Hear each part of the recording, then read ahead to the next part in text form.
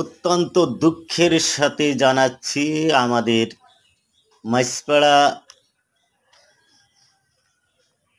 Council union কাউন্সিলের পিছনে যে বটগাছ ছিল, কালী বটগাছ নামে পরিচিত ছিল, কিন্তু এটা আসলে বটগাছ না, এটা সবাই কালী বটগাছই বলতো, কিন্তু এটা পাকড় গাছ।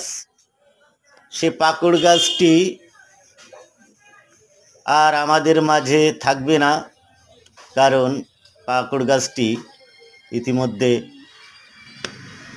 অতিবৃষ্টির কারণে গাছটি পড়ে গেছে।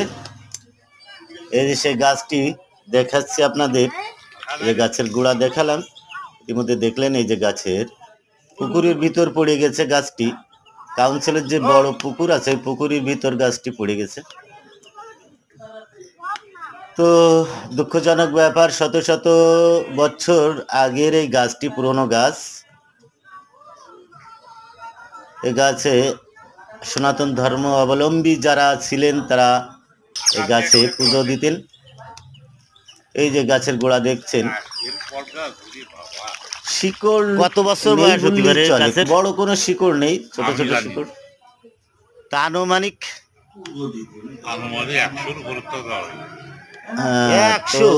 100 বছর। এটা আমার জন্মের পরে তো এর আমি দেখতেছি না, আমার সঙ্গে তুমি 5-10 বছরের বড়ই হও।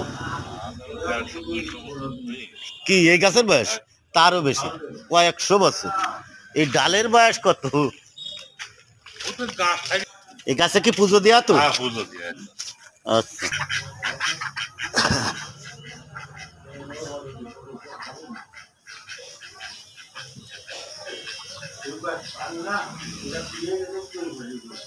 গাছটি পূর্ব দিকে পড়েছে। যদি পশ্চিম দিকে গাছটি পড়তো তাহলে ব্যাপক ক্ষতি হতো।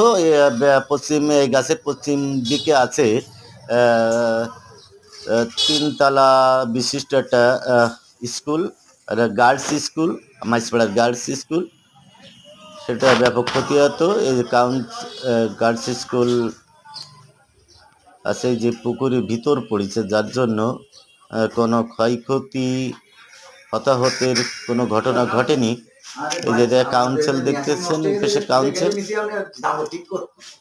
আর ওই যে গার্লস স্কুল, এটা গার্লস স্কুল। এদিকে পড়লে গার্লস স্কুলের ব্যাপক ক্ষতি হতে পারত। তো এই হচ্ছে ঘটনা।